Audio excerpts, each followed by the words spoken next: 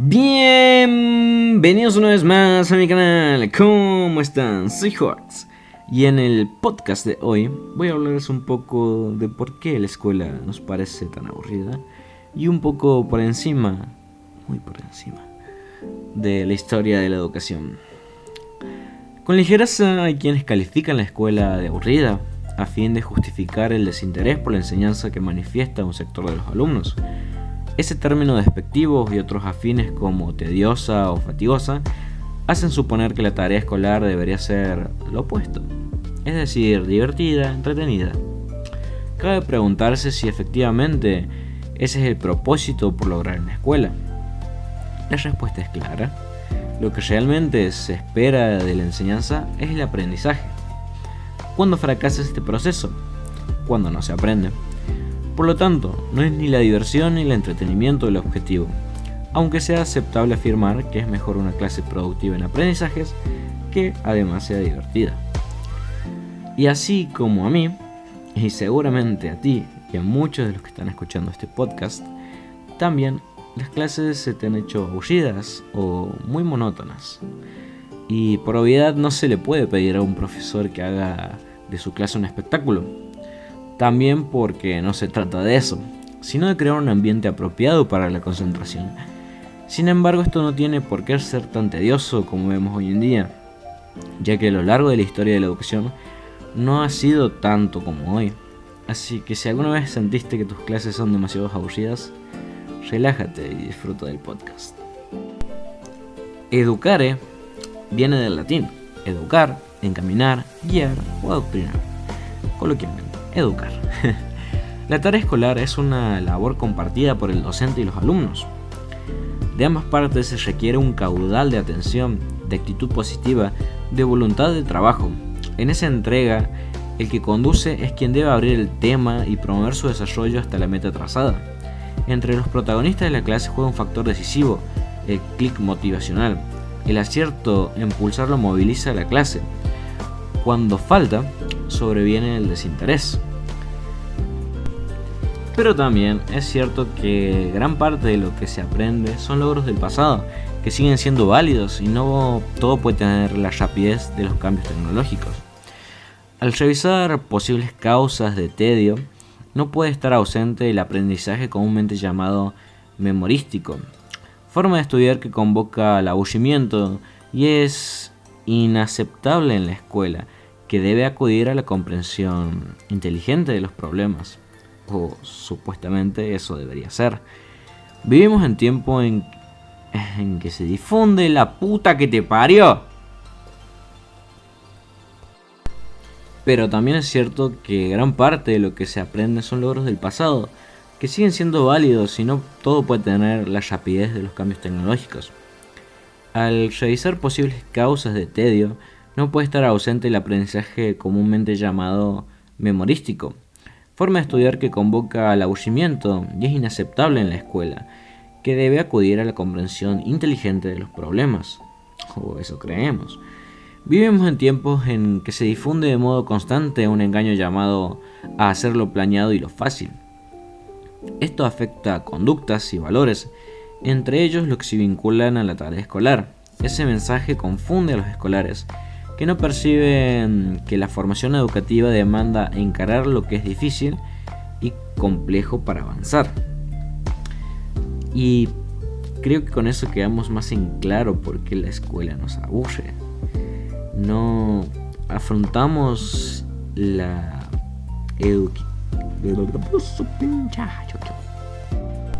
antesala del aburrimiento. Por eso, buena parte del arte de la enseñanza se sustenta en saber motivar, inquietud constante del maestro o profesor. Es claro que el aburrimiento puede tener otras fuentes. Hay alumnos que se cansan porque tienen un nivel de aptitud superior que el resto de la clase, se anticipan a las soluciones y se fatigan de escuchar lo que ya saben, cosa que me pasaba a mí, por ejemplo. No era súper listo, pero era por cuestiones lógicas que eran respuestas obvias de muchas de las cosas que decían. Por eso estoy en contra del sistema actual educativo. Luego hablaré de eso. ¿Y qué pasa de estar fatigados? Son cosas que ya saben. En oposición, otros también se desaniman porque no entienden lo que se explica, pues su capacidad es menor. Ambos tipos de alumnos requieren otro trato pedagógico que los docentes suelen dar, pero que reclama más recursos en la escuela para brindar una atención diferenciada de cada caso. En otro plano están los chicos que van con sueño a la escuela porque duermen menos de lo que necesitan. Hay otros cuyo cansancio es fruto de un recargo de actividades extra programáticas. En estos casos es cuestión de buscar soluciones con los padres mayormente, creo yo.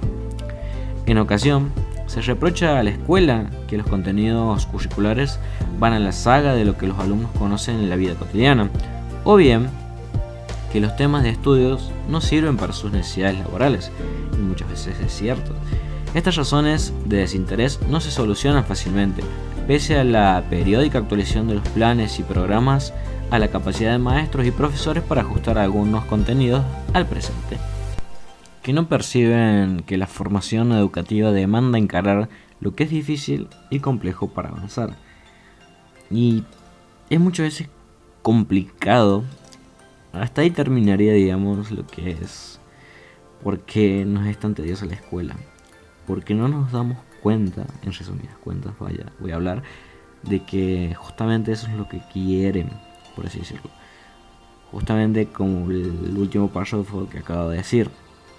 Nosotros no, como alumno lo digo, no alcanzamos a percibir que la formación educativa demanda encarar lo que es difícil y complejo para avanzar. O sea que no vale de nada prácticamente estudiar de memoria, como muchos hacen, o el clásico machete. Yo creo que si se cambiara la forma por lo menos de calificación, sería incluso mucho más fructífero el aprendizaje. Al igual que ni hablar de las insensatas puta. Pero también es cierto que gran parte de lo que se aprende son logros del pasado, que siguen siendo válidos y no todo puede tener la rapidez de cambios tecnológicos. Al revisar posibles causas de tedio, no puede estar ausente el aprendizaje comúnmente llamado como memorístico, forma de estudiar que convoca al aburrimiento y es inaceptable en la escuela, que debe acudir a la comprensión inteligente de los problemas. Vivimos en tiempo en que se difunde de modo constante un engaño llamado a hacer lo placentero y lo fácil. Esto afecta conductas y valores, entre ellos los que se vinculan a la tarea escolar. Este mensaje muchas veces confunde a los escolares, que no perciben que la formación educativa demanda encarar lo que es difícil y complejo para avanzar. El tema que veo con esto muchas veces es que, como alumno lo digo, recurriendo a esta última frase, no encaramos, no percibimos que la formación educativa demanda encarar lo que es difícil y complejo para avanzar. Es decir, que no nos vale de nada estudiar de memoria o hacer machetes, trampas, como quieras llamarlo, porque nos demanda que hay que encararlo lógicamente o cosas por el estilo, o al menos eso nos quieren hacer pensar. Otra cosa que veo yo también es la cantidad de materias innecesarias que tenemos muchas veces, por lo menos en Argentina, lo hablo desde mi punto de vista, claro. Hay muchas materias que creo que no son necesarias para nada y son bastante pérdida de tiempo. Yo creo que, por ejemplo, como hacen en algunos otros países, que de hecho el tema de dividir, por ejemplo, hasta cuarto año, ver todo muy por encima, y si algo te interesa ya a partir de ese año, por así decirlo, dividirte en, por ejemplo, ciencias naturales, ciencias sociales y cosas por el estilo, pero que sean cosas que de verdad te interesen. Por ejemplo, si vas a ciencias naturales, que no te tengan que meter matemática y cosas por el estilo, o por ejemplo, no sé, física no creo que te haga mucha falta. Igual hablo muy sin saber quizás, pero después de todo. Y muchas veces los veo así. Por ejemplo, estaba leyendo un artículo de cómo se enseña en Finlandia, que es uno de los mayores exponentes a nivel educativo, y sus escuelas y todo tienen un éxito rotundo a nivel mundial incluso, principalmente porque es de acceso gratuito para todo el mundo.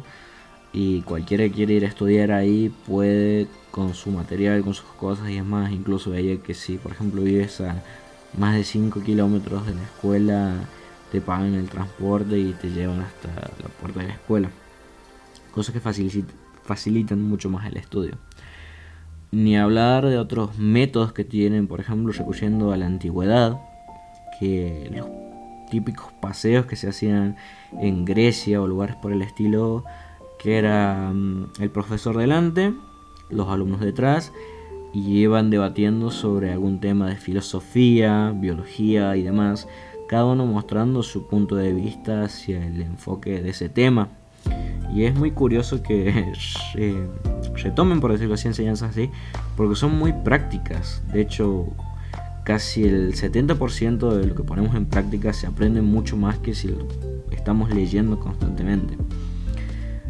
También el tema del cómo se hacía en Grecia, creo también, o en Roma, de que por ejemplo un maestro, un filósofo, se sentaba o estaba de pie frente a una ronda, por decirlo así, de sus alumnos o discípulos, y hablando de ciertos temas que ya pueden ser también filosofía, literatura, física, metafísica y demás cosas que en su tiempo interesaban muchísimo, y ahora yo creo que hay muchas personas también interesadas en el tema, pero no se tiene tanto acceso como antes, a pesar de que hay muchas cosas por internet y demás, obvio, pero que un maestro, un profesor pueda enseñarte es una cosa totalmente distinta. Es como antes, por ejemplo, los seres humanos, como cualquier otro animal, nos dedicamos a educar a nuestros hijos en la primera etapa de sus vidas, ¿no? Y ¿cuál es el problema muchas veces con esto? En ese tiempo, más que nada, que a medida que más evolucionábamos, nuestro conocimiento era cada vez mayor, y luego llega un punto, que esto nos superaba, y luego, ahora sí, nuestros padres tuvieron que desistir, por así decirlo, y encargarnos a maestros que eran gente muy sabia. No cualquiera podía ser maestro antes, necesitaban muchas capacidades. Por ejemplo, una de las mayores cualidades que tenía un maestro era la memoria, porque antes, por ejemplo, no había libros y tenías que recurrir a todo, a tu mente, por decirlo así. Y también otra cosa es la capacidad del habla, de la comunicación, porque tenías que transmitir ideas, motivar y demás a tus discípulos o a las personas que te seguían, y era muchas veces complicado más en esos tiempos. Incluso yendo más atrás, los famosos sabios, chamanes o maestros de las tribus que sabían de astronomía, de cosas, por ejemplo, hierbas medicinales y cosas por el estilo, que no todos podían tener acceso, y en una tribu, si tenías alguna duda o algo que aprender, ibas con un maestro. Por eso siempre fueron grandes exponentes, eran sacerdotes, incluso los relacionaba con el tema mágico, por ejemplo, porque en ese tiempo no podíamos comprender muchas de las cosas que ahora ya sabemos o damos por sentado, y era algo mágico porque trascendía más allá de todo eso. Y gracias a eso, por decirlo así, gracias a los maestros, profesores y cualquiera que se haya dedicado a la enseñanza y a promover lo que es la educación y el aprendizaje, estamos hoy en día aquí, creciendo, e incluso seguimos evolucionando a pasos agigantados gracias a ese tipo de cosas. Y ya creo que me estoy yendo mucho por las ramas. Así que el tema de la historia, si quieren que hable un poco más enfocado con todas las fuentes y demás, para otro podcast, déjenmelo saber. Así que gracias por escucharme. Así como he de irme, también he de volver. ¡Chao!